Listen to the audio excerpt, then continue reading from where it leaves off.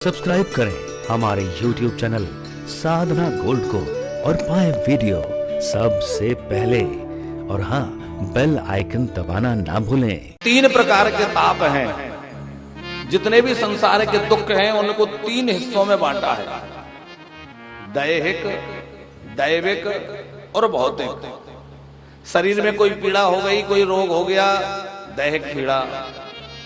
कोई देव प्रतिकूल हो गया, सब कुछ ठीक है, ग्रहों की गति खराब चल रही है, क्या करें महाराज जी, 7.5 लगाए, बहुत परेशान है, तो देव की पीड़ा, देह की पीड़ा, देव की पीड़ा।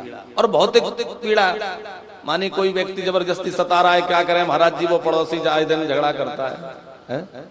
भौतिक समस्याएं हैं। कुछ होने की समस्याएं, कुछ ना होने की समस्याएं। कुछ वस्तुएं ना होने से लोग परेशान है और कुछ वस्तुएं होने से लोग परेशान है। पहले जब मोबाइल नहीं चले थे तो गांव में कहीं कहीं टेलीफोन किन्हीं किन्हीं के घरों में लगे थे, और एक ही घर में टेलीफोन लगा है, सारे गांव के लोगों के फोन आते थे तो उन्हीं के घर आते थे।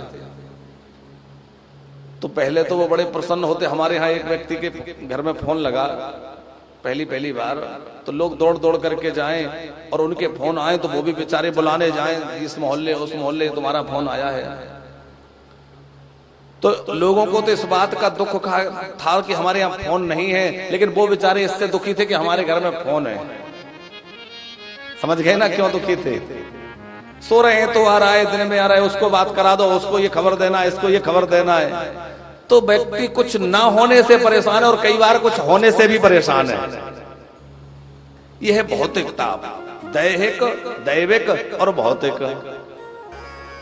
लेकिन जो भगवान की शरण में आ जाता है, न उसको दैहिक कोई दुख रहता।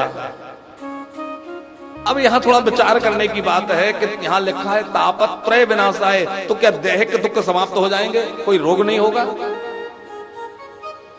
जो भगवान की शरण में आ जाते हैं क्या उनको रोग नहीं होते? होते, वो अधिक होते हैं। उदाहरण, स्वामी श्री करपात्री जी महाराज, अंतिम समय में उनको जो है कैंसर का भयंकर रोग हो गया, बहुत पीड़ा के साथ जीवन पूरा हुआ है। स्वामी रामकृष्ण परमहंस जी कितने पहुंचे हुए महापुरुष थे, जिनसे भगवती जगदम्बा काली आकर के साक्षात सामने बैठ के बात करती थी, भोजन ग्रहण करती थी। लेकिन उन जो है परमहंस जी को भी अंतिम समय में भयंकर रोग से ग्रसित हो गए और दुखी होकर, दुखी तो नहीं हुए लेकिन बड़ा भारी रोग उन्हें हो गया। तो दैहिक ताप समाप्त हो जाएंगे, ये बात कैसे सिद्ध होगी? दैहिक पीड़ा तो देखने में आती है कि जो लोग भगवत भजन में लगे, भक्ति में लगे, उनको भी पीड़ा होती है, उनको भी ऐसी बीमारियां हो जाती हैं। इसको इस प्रकार समझा जाएगा कि उनको दैहिक दुख नहीं होगा, उनको बीमारी तो होगी लेकिन उस बीमारी से उनको तकलीफ नहीं होगी। बात समझ में आई? दुख होना और दुखी होना दोनों में अंतर है। हमें दुख तो हो रहा है लेकिन उससे हम दुखी नहीं हो रहे हैं, कि हमारे अंदर का आनंद है कि हमें वो पीड़ा नहीं पहुंचा पा रही है। परमहंस जी मुस्कुराया करते थे, भयंकर वेदना शरीर में, लेकिन वो मुस्कुराया करते थे। काली जी से देखा नहीं गया, और एक बार भगवती जगदम्बा काली ने आकर कहा, बेटा तू मुझे अपनी मां कहता है और मां अपने बेटे के दुख को कैसे देखे, तो मैं तेरी इस पीड़ा को मिटा देती हूं, इसको समाप्त कर देती हूं। परमहंस जी ने कहा, मां मेरा ऐसा अहित कभी मत करना। तो भगवती जगदम्बा ने कहा, इसमें तुम्हारा अहित होगा? बोले हां। क्या अहित हो जाएगा? रामकृष्ण परमहंस जी के शब्द हैं, उन्होंने कहा, मां मेरा जो प्रारब्ध शेष है वो मैं इस बीमारी के रूप में भोग रहा हूं। अब यदि आपने कृपा पूर्वक मेरी बीमारी समाप्त कर दी तो बीमारी तो मिट जाएगी, लेकिन प्रारब्ध थोड़ा ही मिट जाएगा, प्रारब्ध बचा रह जाएगा। और मैं नहीं चाहता कि मेरा प्रारब्ध शेष रहे, क्योंकि अब मैं दोबारा नहीं आना चाहता। तो मैं अपने बचे हुए उस प्रारब्ध को इस बीमारी के रूप में भोग करके समाप्त करने चाहता हूं, ताकि मेरा सारा प्रारब्ध समाप्त हो जाए और मुझे भोगने दोबारा ना आना पड़े और मुझे भगवत धाम में स्थान मिल जाए, मुझे आवागमन से मुक्ति मिल जाए, इसलिए मैं इसको भोग रहा हूं। कहने का अर्थ यह है, कहने का अर्थ है कि जो महापुरुषों को वेदना होती है, पीड़ा दिखती है, उनको अंदर से कोई पीड़ा नहीं होती, बड़े प्रसन्न होते हैं। वृंदावन के एक महात्मा, कहीं चोट लग गई और उस चोट जहां लगी थी वो थोड़ा बड़ा घाव बन गया और उसमें कुछ कीड़े हो गए, कृमि पैदा हो गए। कृमि पैदा हो गए तो क्या करते वो महात्मा पता है, कभी कभी वो कृमि बाहर निकलकर गिर जाते हैं, ज्यादा हो गए तो वो नीचे जो गिर गए उनको उठा करके अपने वहीं रख लेते घाव पर। लोग कहते महात्मा जी इससे क्या हो गया आपको, ये क्या करते हैं आप, नीचे गिरे हुए को उठाकर ऊपर। बोले देखो ये छोटा सा जीव है, बेचारा कहां जाएगा, क्या खाएगा, मर जाएगा। इस शरीर को तो एक दिन जलना है, नष्ट होना ही है। अरे इस शरीर को जब नष्ट ही होना है, कम से कम इन जीव जंतुओं के काम तो आ रहा है, इनको खा लेने दो, कम से कम इनका जीवन तो चल रहा है। ऐसा महापुरुषों का जीवन होता है। तो दैहिक कष्ट तो होगा लेकिन उनको अंदर से पीड़ा नहीं होगी, उसका उन्हें कोई तकलीफ नहीं होगी। तापत्रय विनाशाय। अच्छा ये तो हो गई दैहिक ताप की बात। दैविक ताप, जो भगवत शरणागत हो गए हैं उनको क्या दैविक ताप नहीं होगा? होता है। उदाहरण गोस्वामी तुलसीदास जी महाराज, जब जन्म हुआ तो विद्वानों ने इनकी जन्मांक को देखा, कहा कि अरे ये बालक तो गंडमूल में पैदा हुआ है, और ऐसे योग में यदि बालक जन्म ले तो ये माता पिता के लिए अत्यंत कष्टकारी होता है। उसका स्वयं का जीवन भी बड़ा दुखमय व्यतीत होता है। इसका दाम्पत्य जीवन ठीक नहीं चलेगा, ऐसी इसकी ज्योतिष कह रही है, ग्रहों की स्थिति कह रही है। इसको कई बार शारीरिक वेदना पीड़ा भी उठानी पड़ेगी। तो वो सारे की सारी ग्रह स्थिति गोस्वामी तुलसीदास जी पर घटित हुई। जन्म लेते ही बहुत बालक ही थे, तभी मां का देहांत हो गया। पिताजी को लगा कि ये तो बड़ा अशुभ बालक है, तो उनकी एक दासी थी घर की, वो दासी उसको लेकर के बालक को चली गई। तो माता पिता का सुख नहीं मिला। ये देव की पीड़ा है। ग्रहों ने अपना काम किया, लेकिन उसका फल क्या हुआ?